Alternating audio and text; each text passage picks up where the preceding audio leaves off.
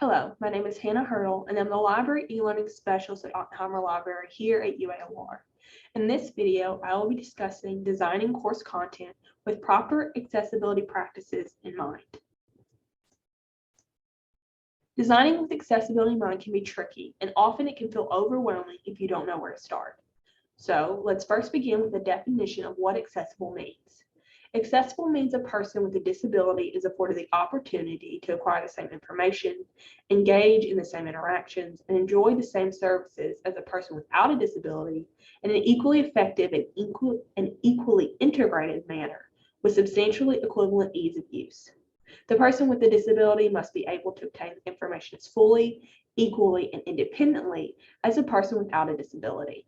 This definition was found on North Carolina State University's website. Proper accessibility, however, extends beyond just helping students with disabilities. It also acknowledges how students have different learning styles and needs.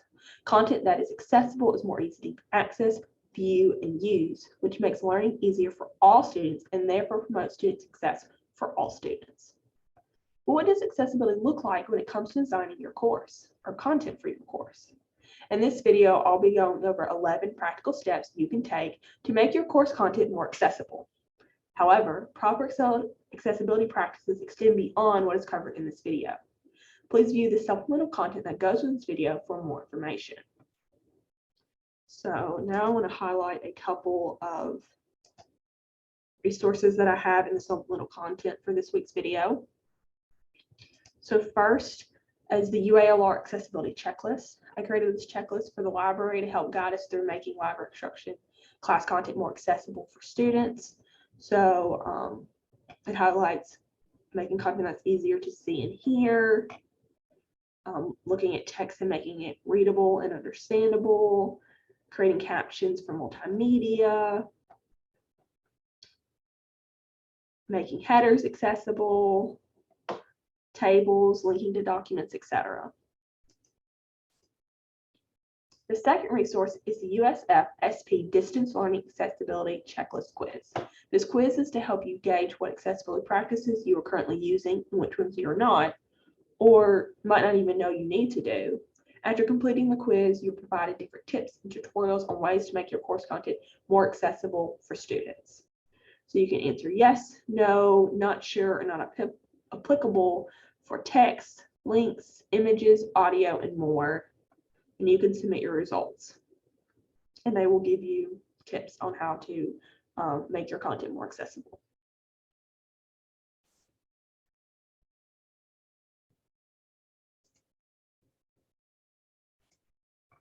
So the first proper accessibility practice relates to descriptive text links.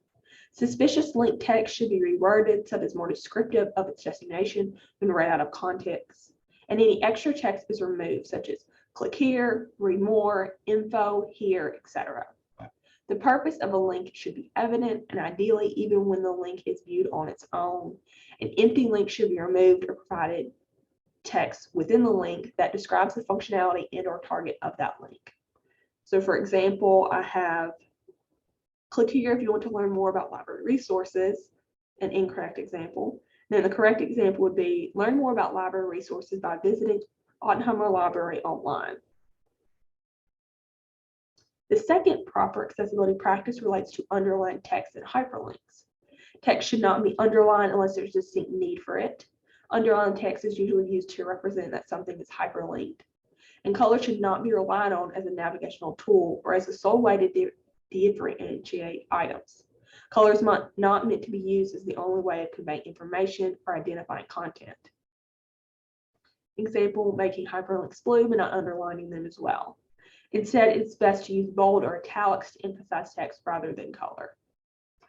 So here you see I have Oppenheimer Library, it's just blue, but it should be, if you're hyperlinking something, you should also underline it and don't put something in blue, which usually indicates a hyperlink if it's not a hyperlink. The third proper accessibility practice relates to text size and fonts. Font size shouldn't be any smaller than 12 point. And you should use accessible fonts like Tahoma, Calibri, Arial, Times New Roman, for Danda, Open Sands, Georgia, and Helvetica. Slide serif fonts include Arvo or Rockwell are also considered to be accessible. These types of fonts are mostly used in headings rather than the body text. There is some debate on whether or not serif fonts or sans serif fonts are more accessible and easier to read. A rule of thumb is to not use more than 2 different typefaces on the same page. For example, use the slab serif font for headers, and then a larger type and a sans serif font for the body text. Best practice is that you shouldn't use more than 2 types of fonts on one handout, PowerPoint deck, worksheet, etc. So I have all the examples and what they look like. The fourth proper accessibility practice relates to images with text. The reason you want to stray away from images with text is because if there's an in or a size, the readability of that text image goes down considerably.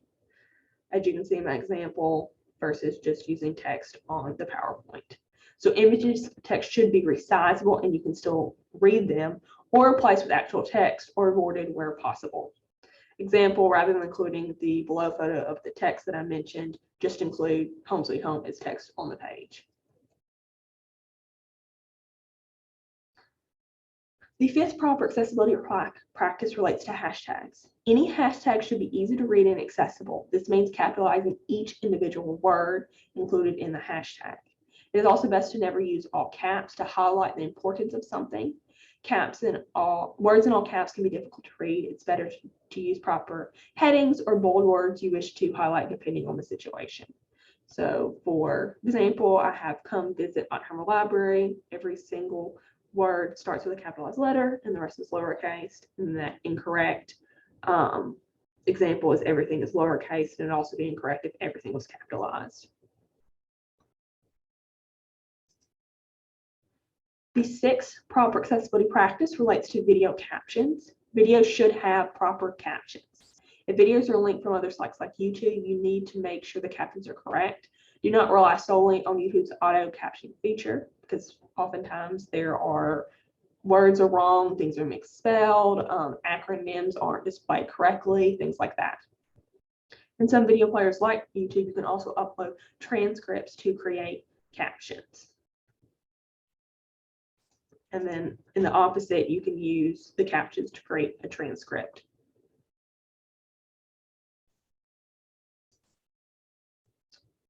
The seventh proper accessibility practice relates to descriptive video transcripts. An audio description or transcript should be provided for all videos. It is ideal to provide a descriptive transcript, and then you do not need a separate basic transcript. Descriptive transcripts for videos also include visual information needed to understand the content. Only include timestamps in a transcript if/when they are useful. In many cases, including timestamps would be unnecessary clutter.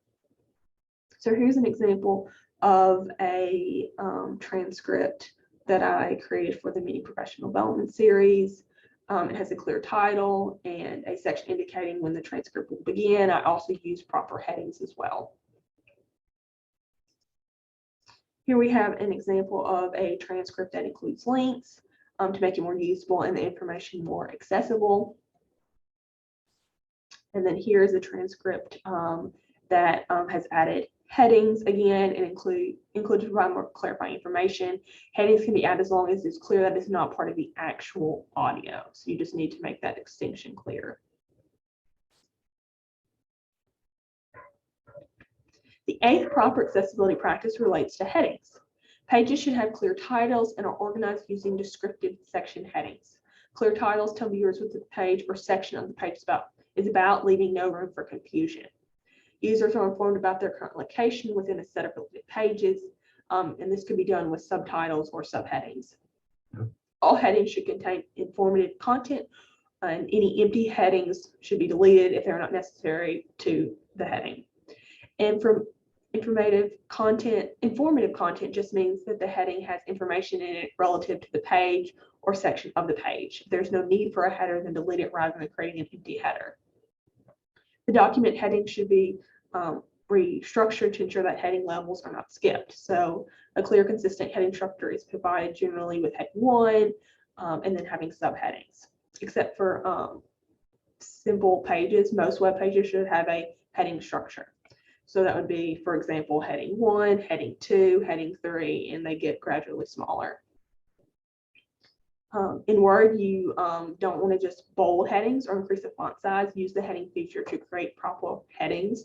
And I have a document in Word in Blackboard showing you how to create those headings.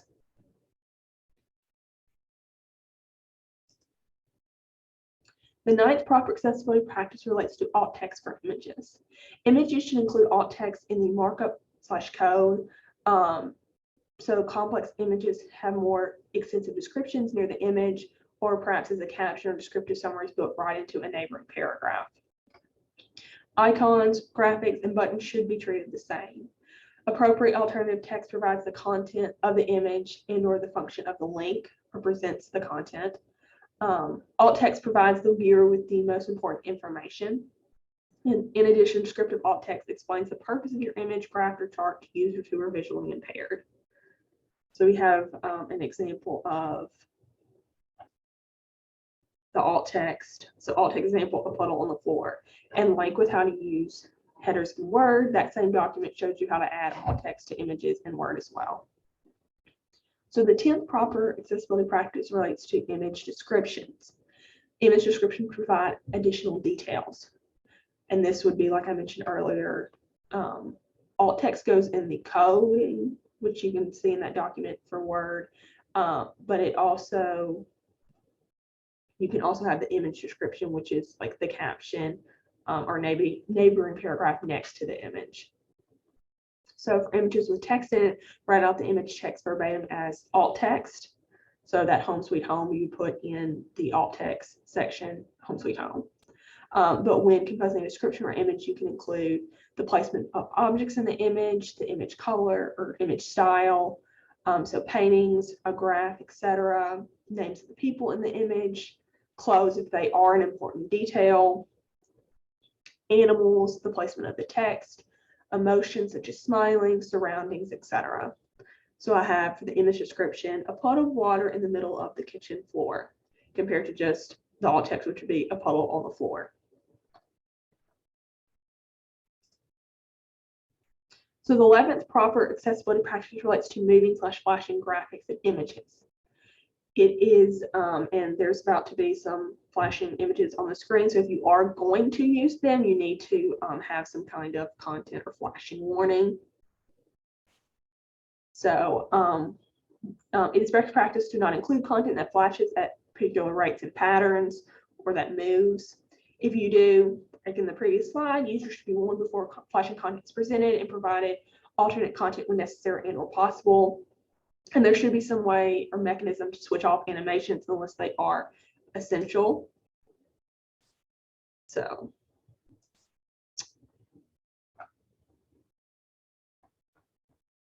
and I have one bonus proper accessibility practice, which relates to color and color contrast. So color should be contrasted properly. Increase the contrast between the foreground text color and the background color. Large text, larger than 18 point or 14 point bold, does not require as much contrast as smaller text does. In addition, make sure that the text color has a strong contrast against the background. Providing high contrast can help with readability and legibility. So you can see different examples of colors and what that contrast looks like. So, in conclusion, proper accessibility in the course doesn't happen overnight. Instead, it is a continuous process that reaps more and more benefits the longer you continue to practice it. You'll know when your course resources are truly accessible when they can actively be used by everyone and easily understood. Designing courses with accessibility in mind truly has so much to offer students in course instruction because it's the active process of removing barriers to student learning. If you'd like to start this process, or if you just want to learn more about proper accessibility practices, please reach out to me at hfhurdle@ualr.edu.